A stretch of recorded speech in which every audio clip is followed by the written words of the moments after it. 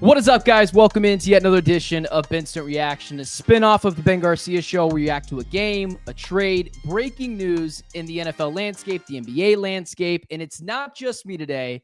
I brought on a friend. You might have seen him from the Herd. You might have seen him from the Straight Fire podcast. This guy, he does everything. Avid Jets fan. He came on begrudgingly so for this. Jason McIntyre of the Herd Straight Fire podcast. How you doing, man? I was going to say good morning, but it's good evening. How are you? Yeah, no, I'm good. Listen, I know a lot of people instantly are like, oh, dude, you're Jets. I'd feel so bad. I'm getting text messages from guys I'm not even tight with, who are just friends and listen to the show, the podcast.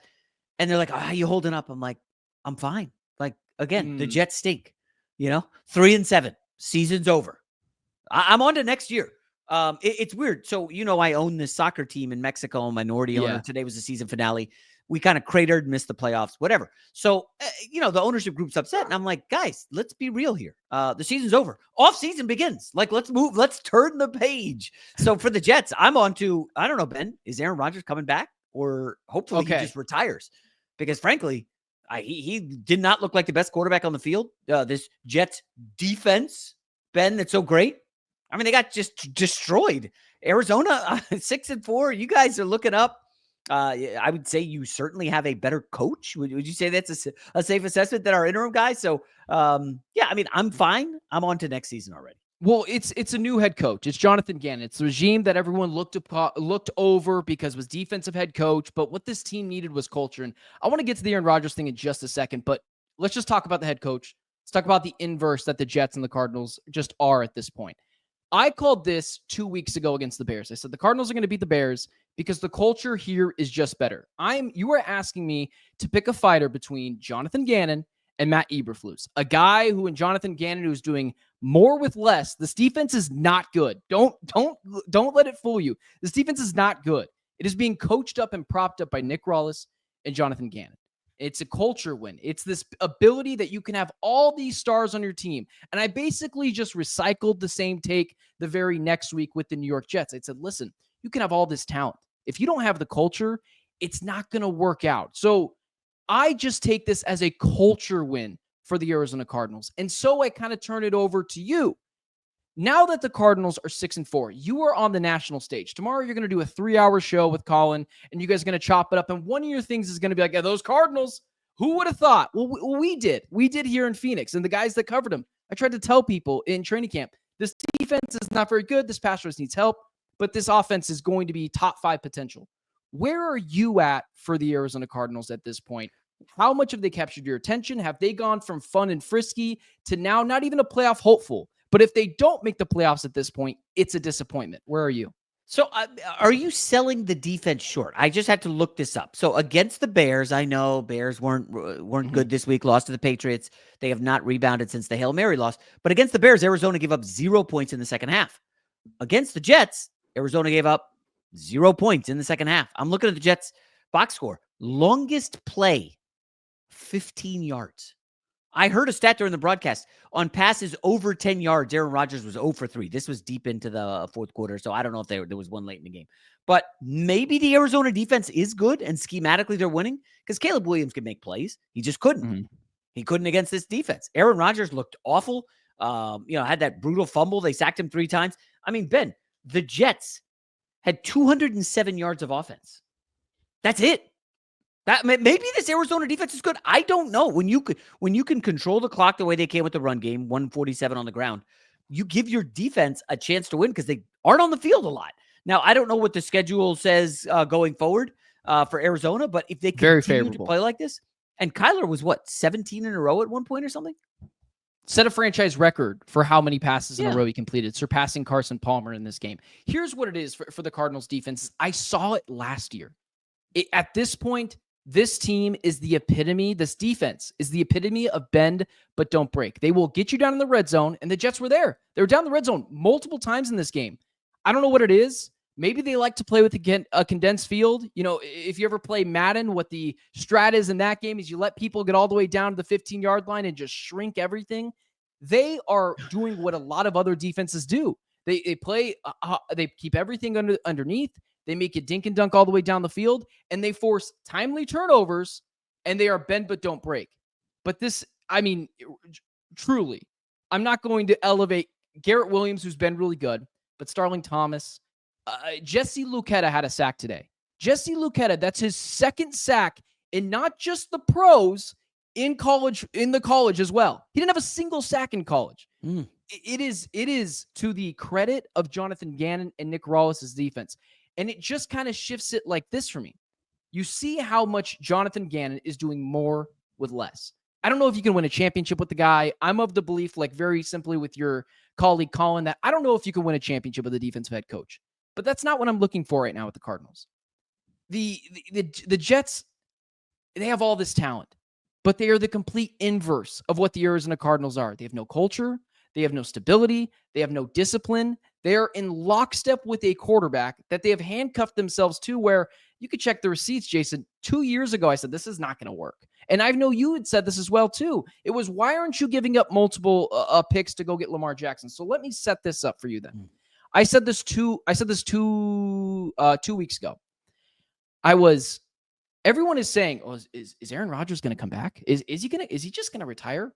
Why are we leaving that up to Aaron Rodgers? What do the Jets owe this guy? What do they owe him? Aside from $70 million left?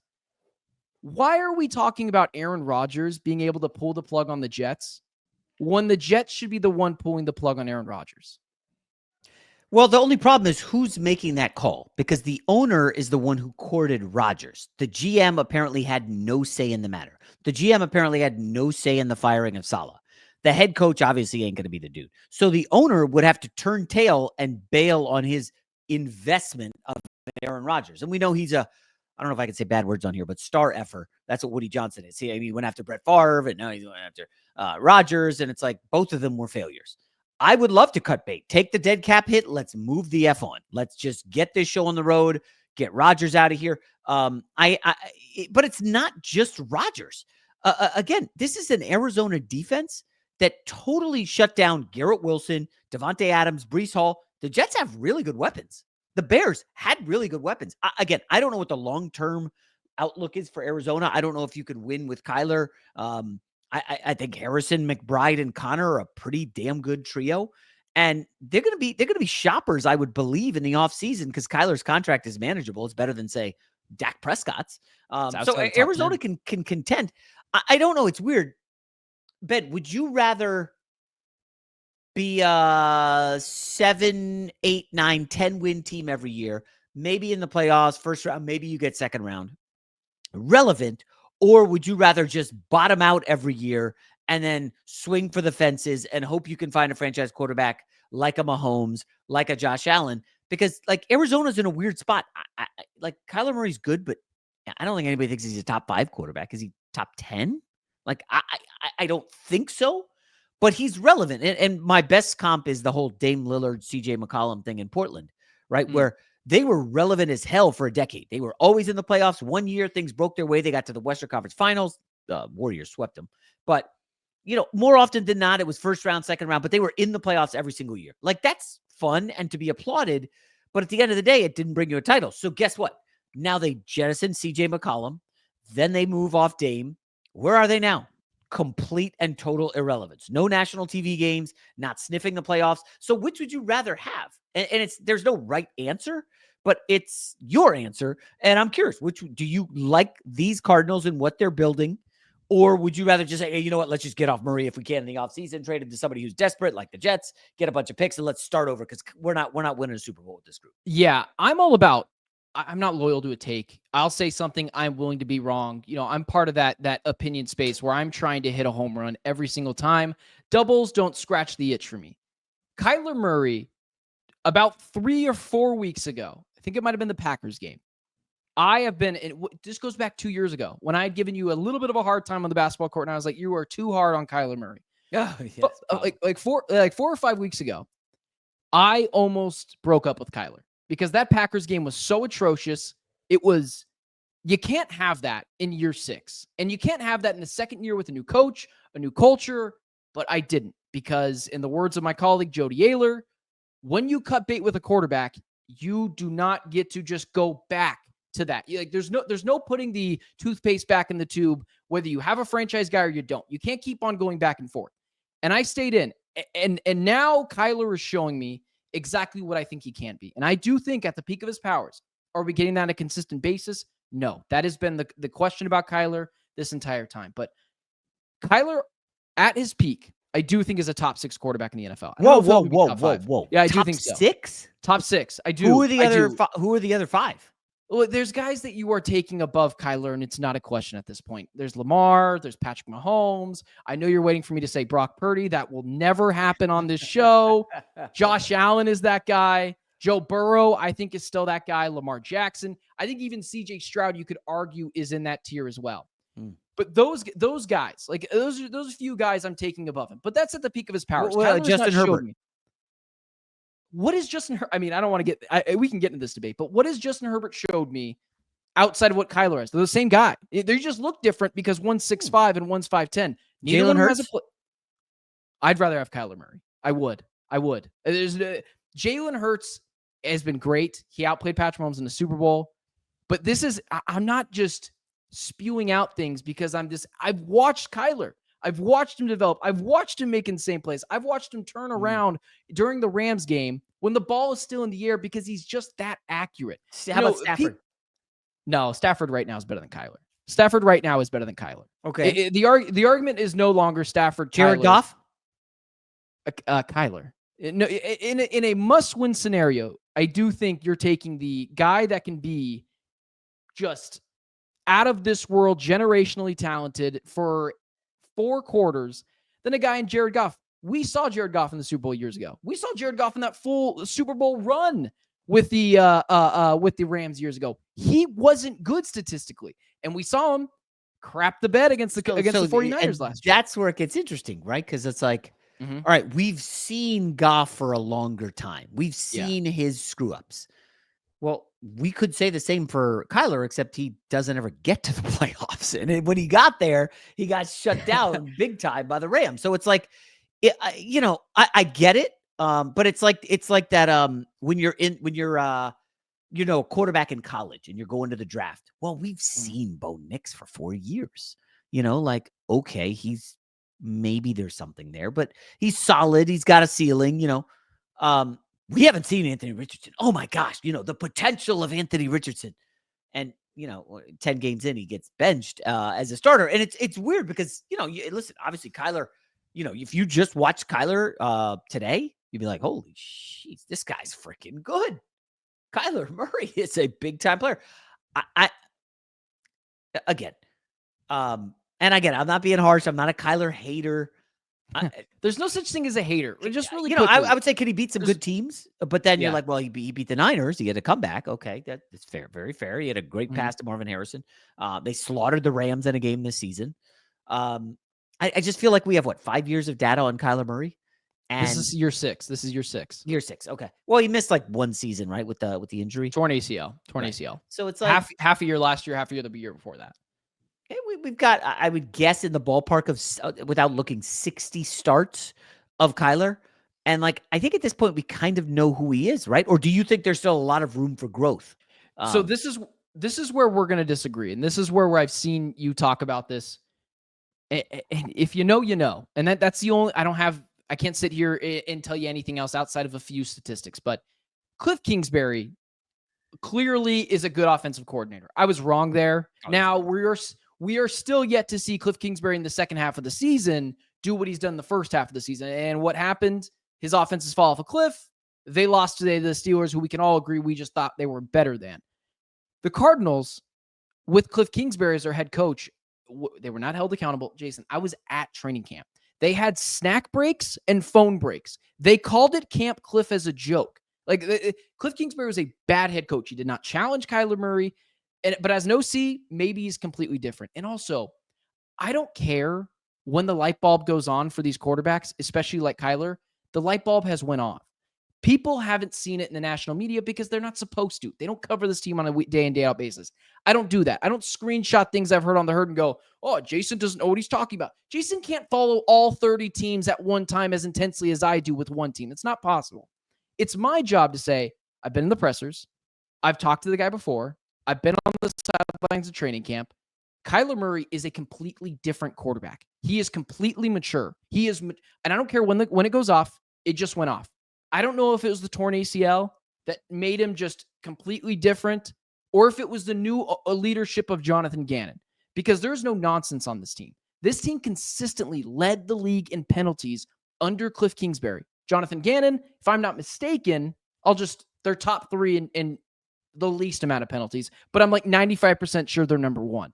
There's a leadership, there's a culture, there's a standard that everyone holds themselves to. And now I'll switch it like this, because everyone knows where I'm at with Kyler. I think he's awesome, but he's got to be consistent. And through 4 weeks, it's been pretty consistent. Where are you at with Kyler? Because you just watched a game now as intently. You're a Jets guy. Has he moved the needle for you? Is he now a consensus to your eyes top 10 quarterback? Or is he not? Did he not move anything? Do you need to see it for longer? I think Kyler's, again, 2 rushing touchdowns, really nice. When he runs, he makes his team really, really good. I can't get to top 10 quarterback off of some of these performances this season. But again, it's still early, right? I mean, when he's not called upon to do much and the run game's clicking, I think they're at their best. And then when he is called upon, shucks, McBride's got to be a top 5 tight end. Connor's playing like a top 5-7 running back in the league. And Marvin Harrison is extremely promising. I think you're probably ultimately right. Can his ceiling be top 10? Sure. I don't know. Over under 1.5 career playoff wins for Kyler Murray. If I said it at 1.5 for his career. No, let me change it. Career with Arizona. Over or under 1.5 playoff wins. So this is another thing that I had later on, because a lot of people were talking at the beginning of the season, oh, this Cardinals team can be like the Lions from a few years ago, where they just missed the playoffs. They were so frisky, like just years ago when they beat the Aaron Rodgers in his final game at Lambeau, and they just missed it. And I was like, wait a second, no, that's not where I think the Cardinals are.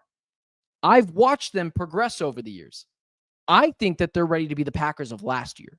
I do think this team will make the playoffs, and I don't know if they're going to win it. Because last year, although I did take the Packers to beat the Cowboys, because that's just like, if you want just to take that seems hot but is always right every year, just pick someone against the Cowboys and Dak Prescott.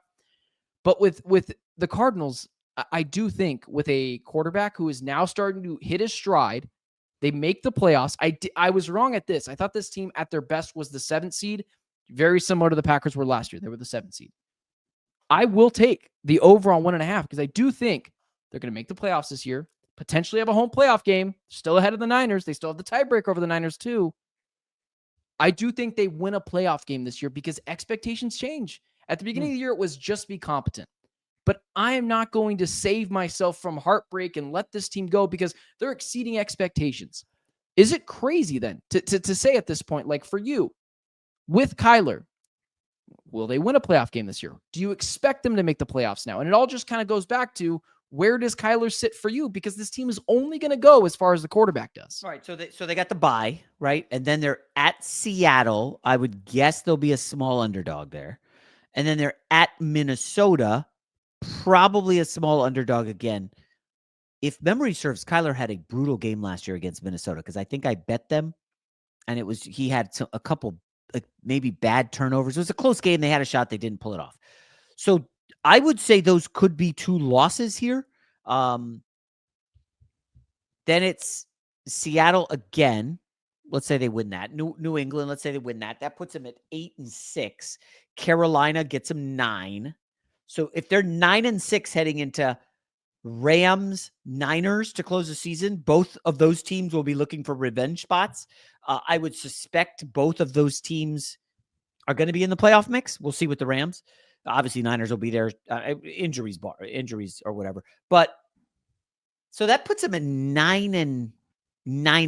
Does that get it done for you? Do you think they'll get to the playoffs? Yes. Or did I miss one? Do you think one of those is a win that I missed? I think they absolutely beat. So I looked at it like this. Last week I had said this team's 5-4 now. And you have Aaron Rodgers, who has not been good in like 4 years, regardless of what everyone else was telling me. I saw the statistics. He hasn't been good since his second to last year in Green Bay. Then you have, I think it was Geno Smith. Then it was Drake May. Then it was Bryce Young.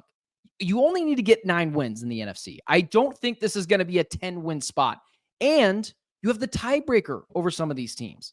You beat Seattle, depending on division wins at that point too. Cardinals already got 2 of those. Potentially have the tiebreaker over them. The Bears, let's say they figure it out. They're essentially 3 games back of the Cardinals because they have the tiebreaker as well. They'll probably Well, I'm just fire saying. Eberflus by the time this drops. Yeah. Yeah. Him and Doug Peterson right out Yeah. the Well, door. the tiebreaker over the Rams is interesting, but the Mhm. Rams could win the other one, and then I don't know what the next tiebreaker is after head-to-head. Maybe division wins. But I think it's division wins. 9-8. Let's see what happens with the Vikings, who I saw Aaron Jones got hurt today. I don't know if he returned. He was carted off. He came back. He did. Okay. Because Sam Darnold's starting to look like the Sam Darnold we used to know. Eagles are not coming back to the pack. Yeah. Washington has a bit of a tough schedule ahead. Washington, Philly this week's big.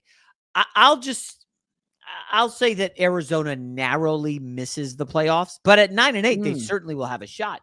And then it's like, do you think you have the right coach in Gannon? And I think some people would probably say yes, but it's just a bit of an unknown to me right now. It's not, how's this? I would put Arizona in like a power rankings somewhere in 15 to 20. Is that too low? I think right now, it is too low. I mean, think of it like this. Let's look at the all NFL. So if you do the full NFL standings, I usually just go to playoff picture when I look at that. Oh, is playoff picture easier? I would just go to NFL playoff picture and it'll show you what teams. So Arizona currently is 4, but teams below them like Minnesota and Washington, Green Bay, Niners. I think we would agree they're all better than Arizona, right? Rams could be, but aren't yet. Are the Vikings? Are they? I mean, in a spot. I think so. Well, we know the Commanders are. The Commanders went to the Commanders desert. are better. The Commanders are better.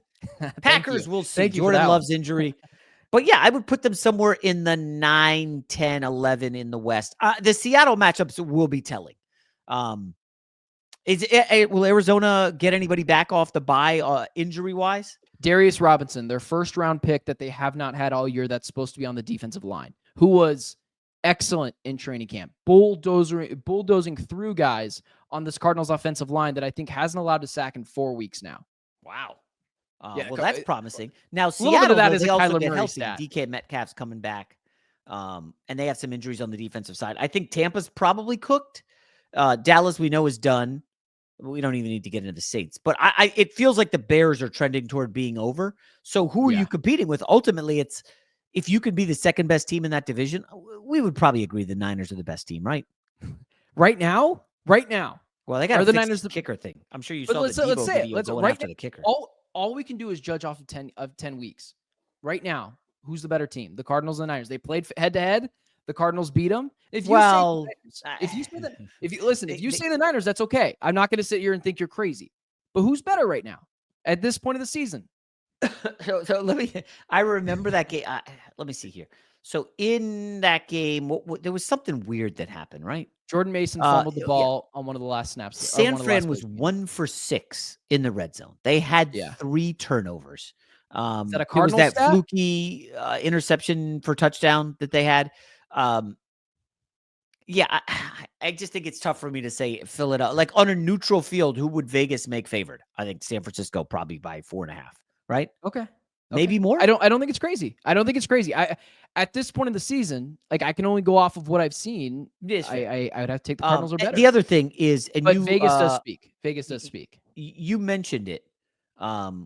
This defense. I don't know if it's the defensive coordinator is just so good at second half adjustments, but the Niners did not score in the second half against Arizona. So that's Bears, Jets, Niners, and it's like Lions didn't score in the second half. Okay, so now you've got a defensive coordinator making some kick-ass adjustments, right? I mean, that pretty much seems to be the case. That's what I would lean towards at this point. And so like I can only go with what I've seen. And so this I can't rule out the Cardinals. If we can say the Cardinals lose to whatever, the Rams and the Niners to end the season, I could as easily say they beat Geno Smith twice, they beat Drake May, and they beat Bryce Young. And at that point in the season, what is that? Well, we know for sure they're getting 2 of those against the young guys. Actually, wait, let me take that back. Nothing is for sure. We saw underdogs totally take over today and win some crazy games. I mean, Carolina has more wins than the Giants right now. The Saints fire their coach. They got no receivers. They pick up Marquez Valdez-Scantling a couple weeks ago, and he goes bonkers with 109 yards on 3 catches and beats the Falcons. And it's like, the New England Patriots are supposed to be total trash, and they just stomp out and choke out the Bears. Like, it's a weird league where I don't want to say we don't know who's good, but it's just tough to say who's really good. I mean, I thought the Panthers were really bad. They were 6.5-point underdogs, and they dominated the Giants. It's Germany, though. Things are weird. Fair. Where were they at today? Munich, Okay, there you go. It's Germany. Just things are weird. So I can't pencil in. I'm sorry, I can't put in pen any wins for the Cardinals, but I can absolutely put these things out, outline these things out in pencil, because that's what I do at this point. I can only go off of what I've seen. Let's kind of stick it on the Niners and the Cardinals front just really quickly, because you are adamantly, which is fair. I think it's totally fair to have this argument, although I think it's wrong. Brock Purdy, you've said he's not. I've edited the clips for you where he's knocking on the door to being the Josh Allen, the Patrick Mahomes, whatever. Do you think Brock Purdy, when we saw him in the playoffs last year, yes, had a couple of good game-winning drives, but if that ball doesn't literally bounce off the Lions player's head, they don't win that game. Right now, and I know the answer to this question, but I just want to hear why. Brock Purdy or Kyler Murray, after what you saw today, Kyler with, let's call it, worse weapons than Brock Purdy has. See, we can't say that they're better. That's really complicated because Kyle Shanahan is one of the best play callers in the game. Brandon Ayuk's not there. Brock Purdy's making like $800,000. Kyler, has a big money contract. So it's difficult to just like, huh? Is it big money? It's $45 million a year. What is he? 47? Yeah, 46, 40. It's 46. Somewhere in that ballpark. But are you saying like if we swap Brock onto the Cardinals, and put you Kyler can't because then they would be able to have like real defensive players because they could afford them. No disrespect to the guys who keep shutting everybody out in the second half. And then if Kyler were on the Niners, you'd probably have to sacrifice Hufanga, a Warner, somebody. You can't pay all those guys. And you'd probably have to sacrifice a Jennings. You wouldn't have been able to pay. So it's a weird debate, just like, Purdy's contract will be. But yeah, I would say that the better receiver or the better quarterback is Brock Purdy. Yeah. Would you pay Brock Purdy? Sure, I would pay him. Yeah. Okay. Would you pay him $55 million? Because this idea, I'm not paying him 50. Okay. I would pay Kyler $55 million. Yeah. Well, you didn't. He's at 46. See, there's like, who would you rather have it? Because everyone goes, oh, I'd rather have Brock Purdy plus the contract. That contract runs out this year, and he's going to get $60 million. Oh, he's way. No. Oh, he's going to get $60 million. Well, no. Here's why. You're telling me let's say the Niners taking a pay cut. Ben, let's say the Niners go, Brock, we love you. We can't go $60 million because we cannot field a competitive, dominant team. We won't compete for the Super Bowl. We're more than willing to give you $45 million. And if Brock Purdy says no, and Brock Purdy hits the market, what's he getting from the market, Ben? Show me the team that's giving him $45 million. Someone He's probably getting a Sam Darnold, Baker Mayfield type contract at best, right? Listen. I've kind of gone through the teams, and I'm like, I just don't see where there's like a bidding war for Brock Purdy. I cannot imagine the Jets going for him. The New England Patriots have a quarterback. Like, you go down the AFC, like, who's paying for him? Like, do the Titans throw a Hail Mary for Brock Purdy? I don't know. There are teams. It's not quite Daniel Jones and the Giants where they were like bidding against themselves to keep him. Nobody was going to pay Daniel Jones $40 million. So just tell me who's going to pay Brock Purdy? I'm of $50 million. I'm of the belief that dumb organizations do dumb organization things. So the Titans, why would they fire Mike Vrabel? Well, they did. And they went out and go do something stupid and go start Will Levis or think he's the guy. Like, or they go give a bag of money to DeAndre Hopkins when I could have told everyone he wasn't the same player. He gets injured. He doesn't want to practice. That's my point with Brock Purdy is you want to talk about hater. You want to talk about some of my biggest videos, shorts getting massive numbers. every time I say, listen, Brock Purdy, yeah, I don't mind the guy. I'd pay him top 10 quarterback money, especially with Kyle Shanahan, some of these weapons that they have. Like, absolutely. It's this idea, and this is where I'm kind of trying to corner you. When you kind of say, he's knocking on the door of Josh Allen, Lamar Jackson, and Patrick Mahomes. The reason why I hold those 4 quarterbacks, Mahomes, Burrow, Allen, and Lamar Jackson, and the reason why I still put Burrow in that is because I watched Burrow get sacked 9 times in a playoff game and win against the Titans years ago when they were the 1 seed on the road, get sacked 9 times and win. There's not many quarterbacks that can do that. And I think he's not at this point. This is just a regurgitated take that I have of the belief in, and I'm sure everyone else is, that the Bengals are not supporting him. But that's where I'm at. Those quarterbacks, the top 4 guys, the tier 1 quarterbacks, in my opinion, those guys can do it with whatever. Josh Allen, Amari Cooper still isn't playing, and they're still winning games. He finally has a competent run game. Lamar Jackson, he won an MVP with, I think I was out there running wide receiver with him. They had Des Bryant out there at one point with him, or Patrick Mahomes. Did it with Juju Smith-Schuster, TikTok star, and Noah Gray. Like, they win championships. Like, those, Joe Burrow sacked 9 times in a playoff game and won. Like, those guys. That's why when I try to go to people and I say, no, Brock Purdy's not that. Because if we stuck Brock Purdy on the Cardinals, probably not this Cardinals team, but a Cardinals team 2 years ago, he's going to be what he is. And that is a middle of the road quarterback. I think he's in the tier 2 spot, not even sniffing the tier 1 spot. That's where I'm at with him. And that's when I argue, when I see Kyler today, Brock can't do some of the things Kyler does. Kyler's got a better deep ball. Kyler's better with his feet. And I think he's more accurate than Brock Purdy. Now, is Brock more mature? Does he work better in structure? Does he work better under a head coach that can put him on that playbook? Yes, I do think that. But there's things that I think Kyler can do that Brock can't do, which is where I make the argument of, with the weapons and the quarterback, they could win this division. And so that's why I say that this team should be the front runners right now to win the division. Although I get it from everyone else that isn't as close to it as I was. Yeah. They don't see it. And I get that. But, sorry, were you going to say something? Well, I mean, you made a good point about, paying Brock Purdy. And I'm like, well, Jared Goff for a while wasn't paid. I'm very curious now that he did get paid, what happens to the Lions next year with some of their contracts. Like, they are in need of defensive help still. If they fall short of the Super Bowl, I think they go, who should we go out and get? And it's like, well, unfortunately, we just paid Jared Goff $55 million a year. So I don't know that that's going to be definitely possible. Now, a team like Washington with Jaden Daniels, go ahead, pay whoever you want. Quarterbacks on the rookie deal. I just think the Brock thing is going to get real interesting fast. By the way, did you see after Dallas paid Dak $60 million, what Dallas looked like? $60 million. Yeah. Do you see what Dallas looks like? They have one skill position player who's good in CeeDee Lamb, and teams are scheming him out largely. They have 0 run game. The offensive line's falling apart, and the defense is getting dump trucked by everybody. So you cannot.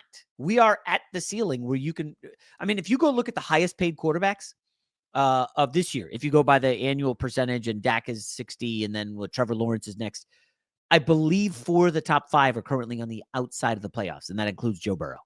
Like, you just can't pay these guys top dollar if you want to have a roster around them. And like, I think that definitely applies to Purdy, and Purdy's earned it because he was making less than everyone else while carrying the team as quarterback, and in the clutch game-winning fourth quarter drives against the Lions and the Packers.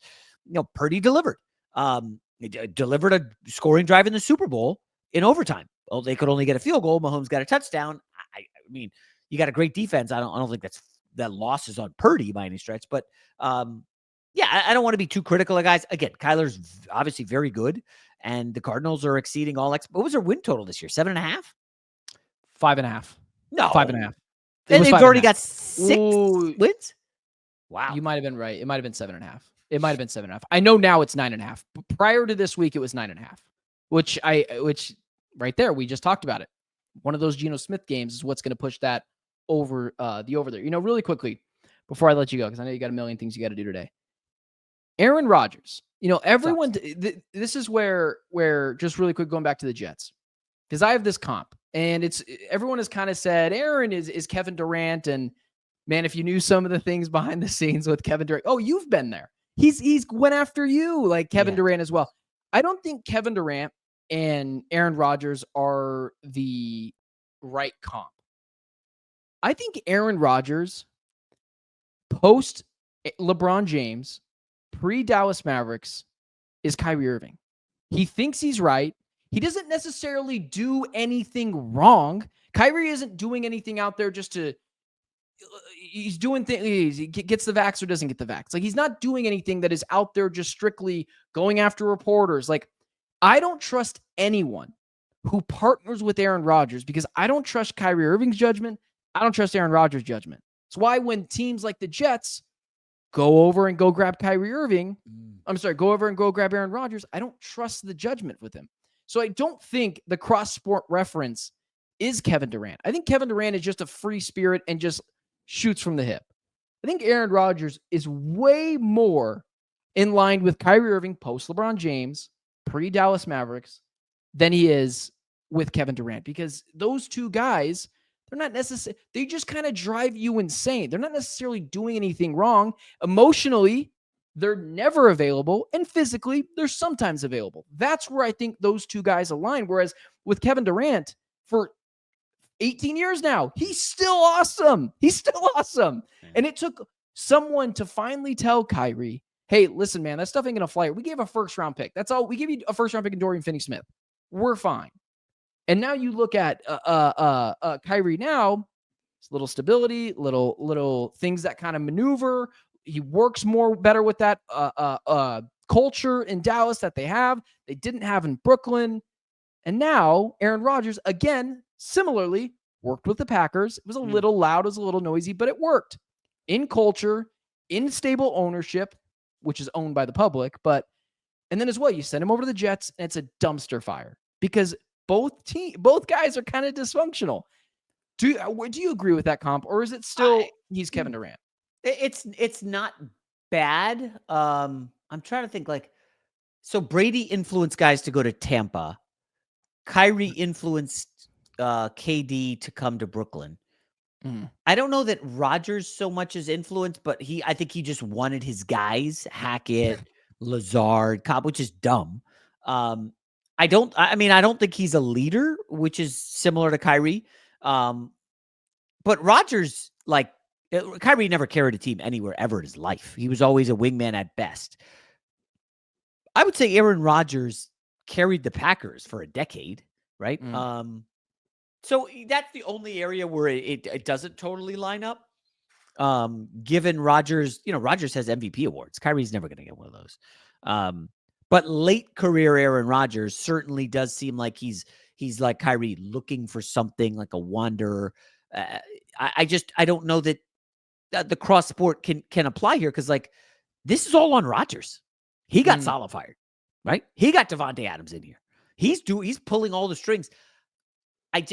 Ultimately, I don't think it's going to end well for him, and I think Jets fans they've lost their patience with him, and I think they're like me, they're over him. Where do you go from now? Like, let's just. I know that nobody's gonna like to hear this. I'm open to losing all the rest of your games so you get the best draft pick possible and have options galore. Getting like the 10th pick, that doesn't do anything for you.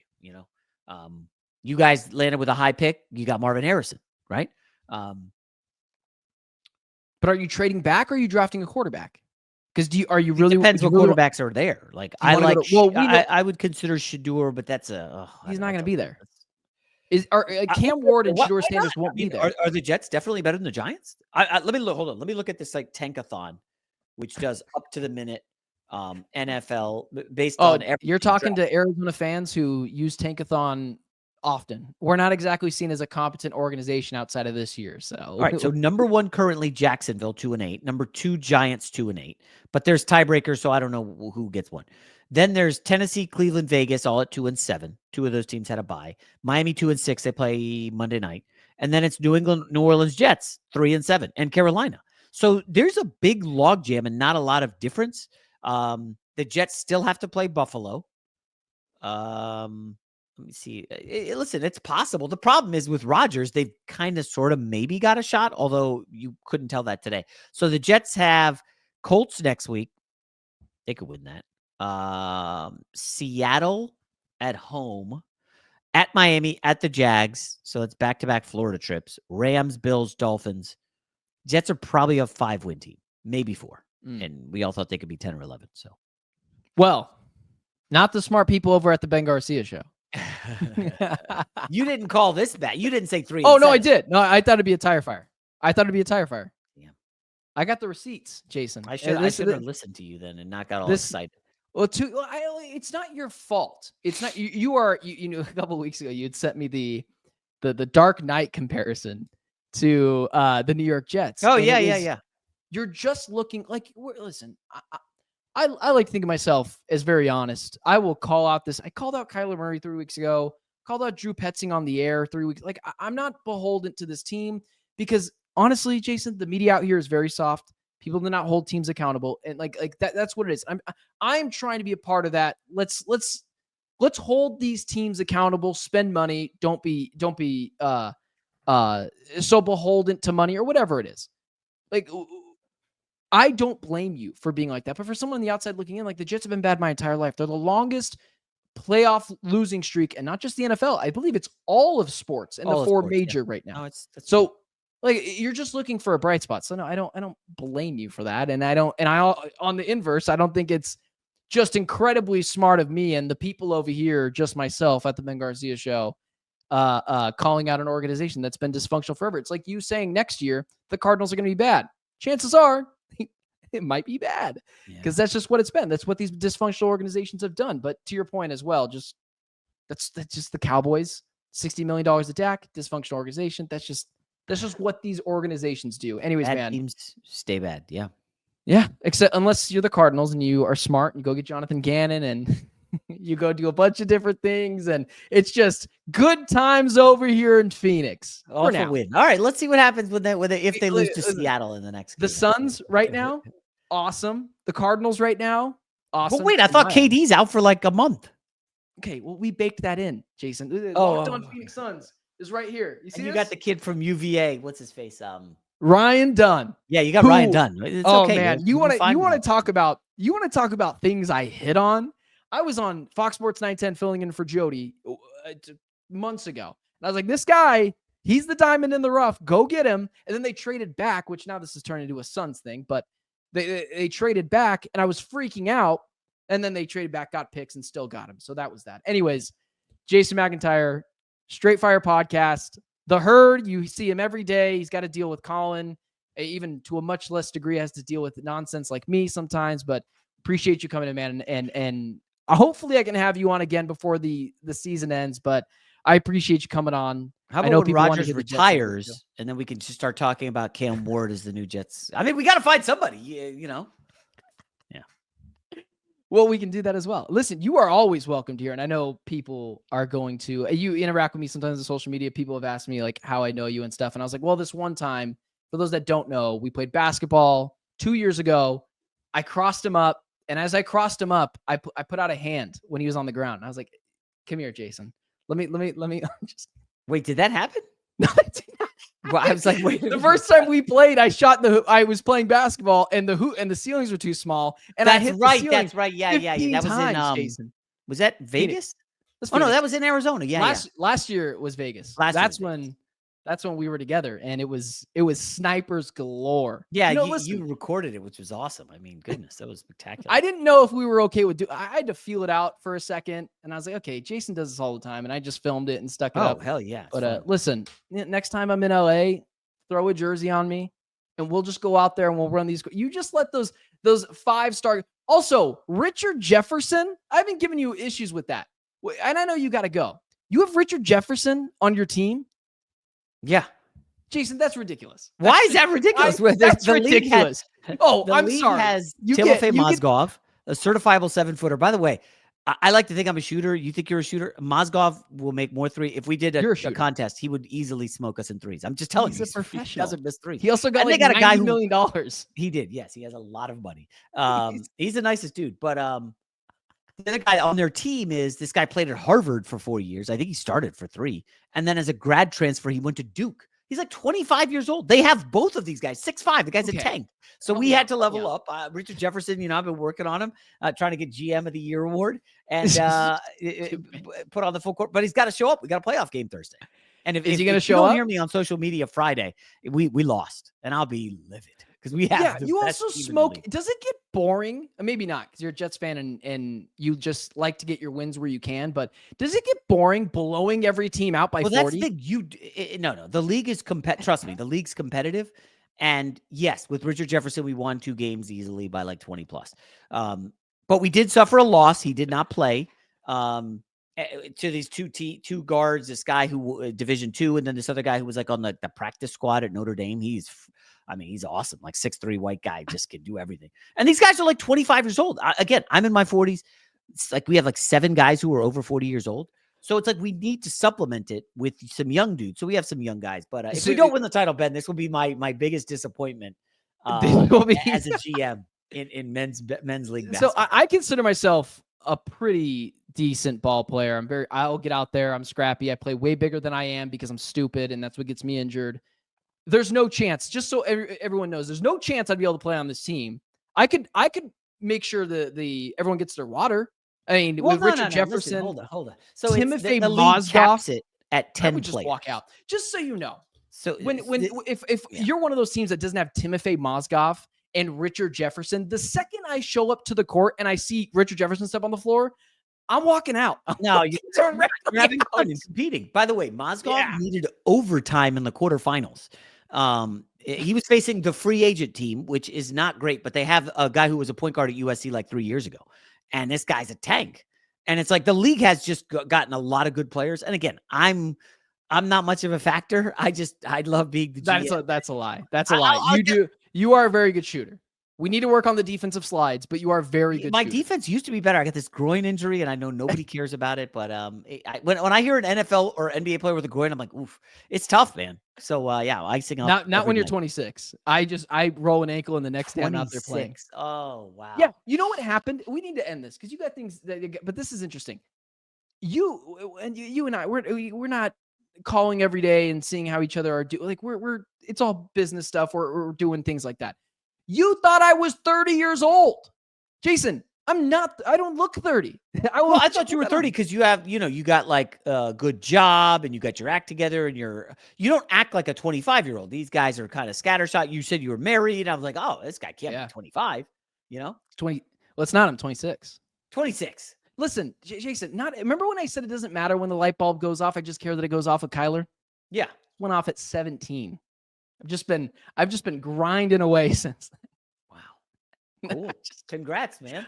Well, I appreciate it though. Well, I guess not so much. I mean, I got laid off last Monday, so what are you gonna do about that? Hey, it happens to the best of us. If you haven't been laid off, you aren't trying hard enough. I called my dad because it just happens. They didn't have money. They laid me off. Whatever. Life happens.